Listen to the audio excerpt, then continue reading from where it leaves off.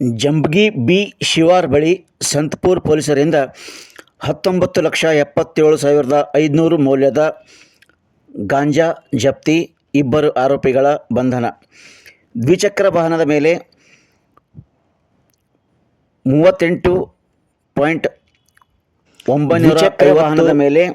38 KG 950 gram ತೂಕದ ಗಾಂಜಾ ಸಾಗಿಸುತ್ತಿದ್ದ ಆರೋಪದ ಮೇಲೆ ಇಬ್ಬರು ಆರೋಪಿಗಳನ್ನು ಸಂತಪುರ ಪೊಲೀಸರು ಜಂಬಗಿ ಬಿ ಬಳಿ ಬಂಧಿಸಿದ್ದಾರೆ. ಬಂಧಿತರಿಂದ 19,77,500 ಮೌಲ್ಯದ ಗಾಂಜಾ ಜಪ್ತಿ ಮಾಡಿಕೊಂಡು ಅವರ ವಿರುದ್ಧ ಸಂತಪುರ ಪೊಲೀಸ್ ಠಾಣೆಯಲ್ಲಿ ಪ್ರಕರಣ ದಾಖಲಿಸಿಕೊಂಡಿದ್ದಾರೆ.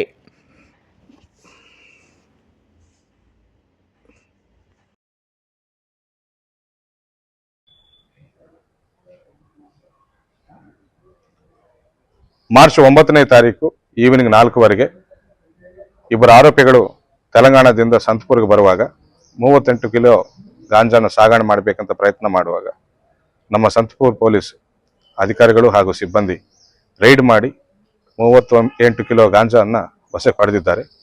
ಇಬ್ಬರು ಆರೋಪಿಗಳನ್ನು ಹಿಡಿದು ನ್ಯಾಯಾಂಗ ಬಂಧನಕ್ಕೆ ಒಪ್ಪಿಸಿದ್ದೇವೆ. ಡ್ರಗ್ ಪೆಡ್ಲಿಂಗ್ ಮಾಡುವ ಎಲ್ಲ ಆರೋಪಿಗಳಿಗೂ ಬೀದರ್ ಪೊಲೀಸ್ ವತಿಯಿಂದ ನಾವು ಎಚ್ಚರಿಕೆ ನೀಡ್ತಾ ಇದ್ದೇವೆ.